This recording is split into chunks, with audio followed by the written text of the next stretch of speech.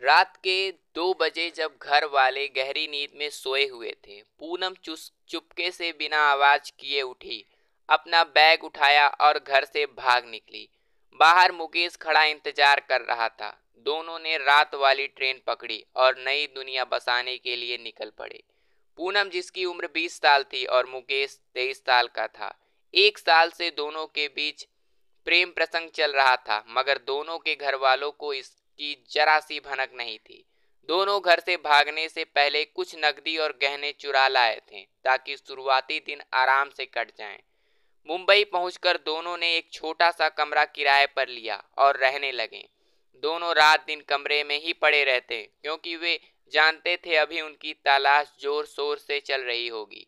इसीलिए पकड़े जाने का खतरा था। मुकेश रात में जाकर किसी ढाबे या रेस्टोरेंट से दोनों टाइम का खाना एक साथ ले आता था। इस तरह से उनके 3 महीने आराम से निकल गए। इतना टाइम निकल जाने के बाद घर वालों का डर खत्म हो चुका था, मगर पास में जो जमा पूंजी थी वो भी खत्म हो गई थी। मुकेश पढ़ने वाला लड़का था, कभी मेहनत मजदूरी नहीं की थी। मुंबई जैसे शहर में उसका कोई जानकार भी नहीं था। अब वह दिन में बाहर निकलने लगा। जहां कोई कंस्ट्रक्शन का काम चल रहा होता, वह वहां जाकर काम मांगता था। जब काम मिल जाता तो वह 2-4 दिन काम करता, फिर थक जाता तो 2 दिन आराम करता। घर से चुरा कर लाए पैसे और गहने को उन्होंने बड़े ऐश से उड़ा डाला था, मगर मजदूरी करके कमाए पैसों को वह काफी सोच समझकर खर्च करता था। 6 महीने लगातार एक ही कमरे में रहकर पूनम का दिल भी भर आया था। अब उसे अपना गांव याद आने लगा था। वह खुली हवाओं की तरस गई थी। मम्मी पापा की याद भी आने लगी थी। शारीरिक सुख ही सब कुछ नहीं होता, पेट भरकर सो जाना ही सब कुछ नहीं होता। जीने के लिए बहुत कुछ चीजें होनी चाहिए। एक ही तरह की जिंदगी जीते हुए तो जानवर भी उब जाते हैं। अब दोनों को पछतावा होने लगा कि उन्होंने ये क्या कर डाला।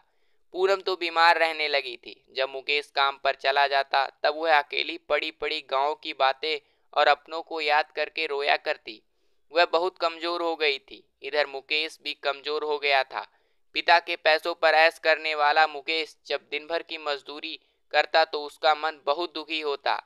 एक दिन पूनम बोली, मुकेश, मुझे पापा से बात करनी है। मुकेश बोला, पागल हो गई हो क्या? अगर उन लोगों को पता चला तो हमें कहीं का नहीं छोड़ेंगे, पुलिस में पकड़वा देंगे।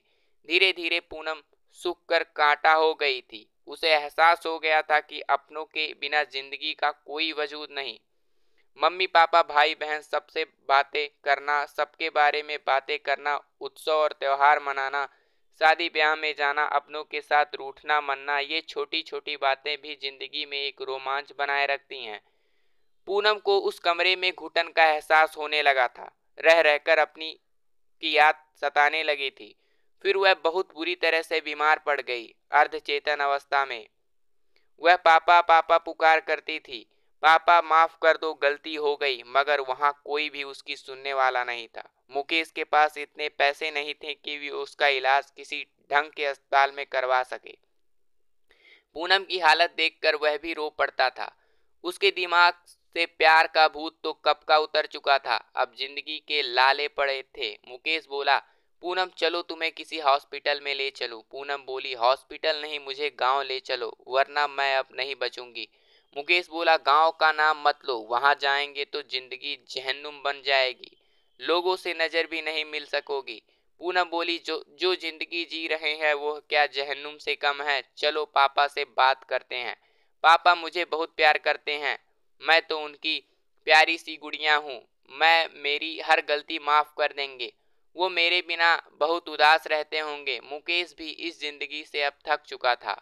उसने महीनों से अपना स्विच ऑफ पड़ा मोबाइल ऑन किया और उसमें रिचार्ज करवाया। कमजोर पूनम में न जाने कहां से इतनी स्फूर्ति आ गई। उसने तुरंत अपने पापा का नंबर मिलाया। काफी देर घंटी बजने के बाद फोन उठाया।